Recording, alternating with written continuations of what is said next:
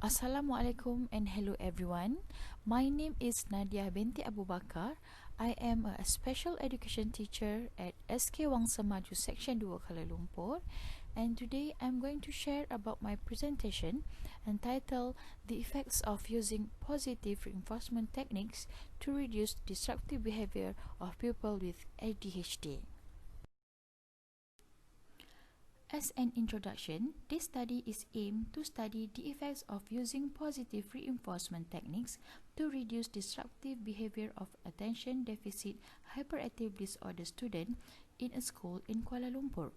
Positive reinforcement is a rewarding technique for a behavior that can be repeated or sustained, and this study was conducted during the English class and involved a pupil with ADHD who was purposefully selected for the study.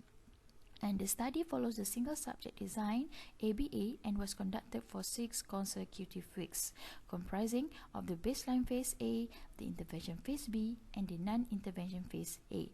And I used positive reinforcement techniques through the hand stamp method to the whole class, where a stamp will be stamped at the back of the pupil's hand if they engage in the desired behavior, and the data were recorded and analyzed using a frequency table and line graph. The results showed that there was a reduction in disruptive behavior and increased pupil concentration after the intervention. So this is an example of the stamp that I use in this intervention. I believe all the teachers, especially special education teachers, should have this kind of stamp in their pencil box, because I see this stamp, we can find it or we can buy it in any stationery store. Okay, so the stamp should have any positive words like very good, great job, excellent, keep it up, good work, and others. So the objective of the study is to test the effectiveness of positive reinforcement techniques in reducing disruptive behaviors among ADHD pupils and increasing their concentration during English lesson. According to Milton Berger, human behavior has measurable dimensions which include frequency, duration, intensity, and speed. And Zomke said, children diagnosed with developmental, intellectual, and mental problems often exhibit negative behavior which could cause learning difficulties in school. ADHD pupils are often deemed as disruptive during the teaching session in classroom because their behaviors often disturb their peers physically, emotionally, and socially, and teachers are forced to interrupt the learning process in the classroom to control the behavior of pupils with ADHD. This was mentioned by Hidayah Ishaq, Muhammad Hanafi, Muhammad Yasin, and Muhammad Mohd. And Skinner brought up the reinforcement theory, which describes behavior and how we act. This theory can call as behaviorism or operant conditioning that is taught in the today's world of psychology. This theory is all about an individual's behavior is a function of its consequences. And Keppel et al. Described that behavior modification is a method of changing or shaping one's behavior through positive or negative reinforcement techniques. And Icsar et al. Said the desired behavior change process can be more effectively maintained through the use of positive reinforcement techniques compared to the use of punishment. So the methodology of the study is using a single subject design ABA. Okay, and the sample used is 9-year-old ADHD pupils, and the sampling technique was purposive sampling. The instrument used observation, which is I'm using frequency table, and the data was analysis by frequency data and line graph.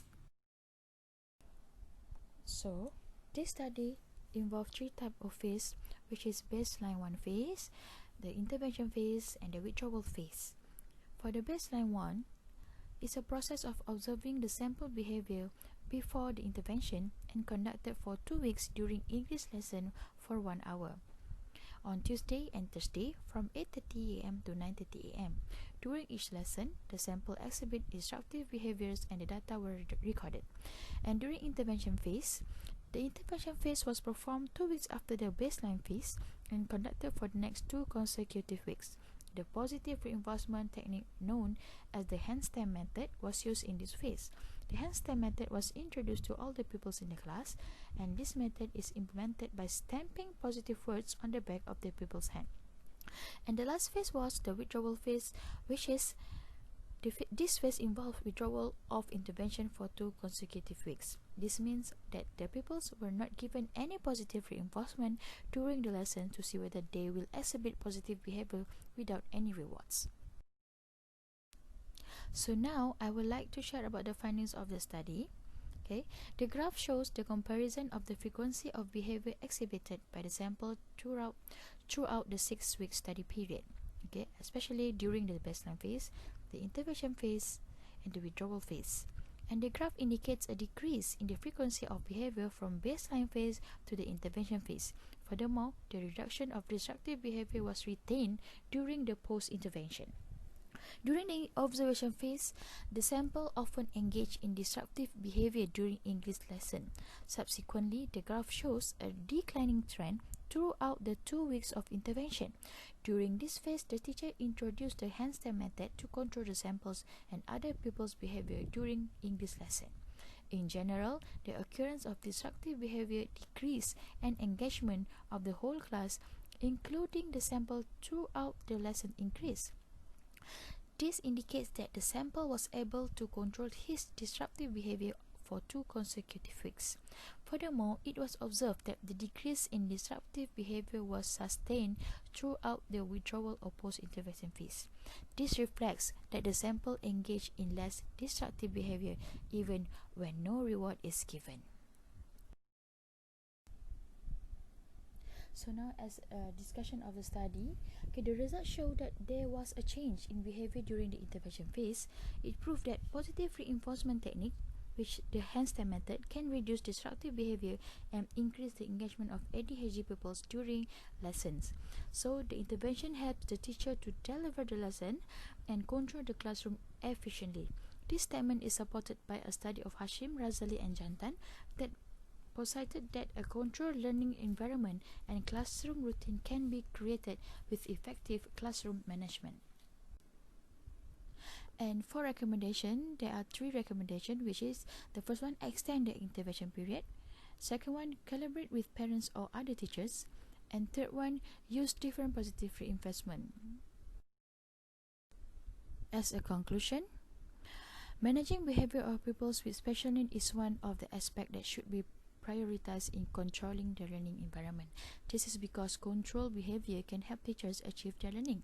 Therefore, special education teachers should possess the adequate knowledge, skills, and readiness to manage the special needs pupils in schools. It is important for all parties, including parents and multidisciplinary groups such as doctors and therapists, to collaborate and work together to ensure special needs pupils could develop their appropriate behavior. Educators are also encouraged to increase their knowledge and skills to meet the challenges of teaching in school. Okay, that's the end of my sharing session.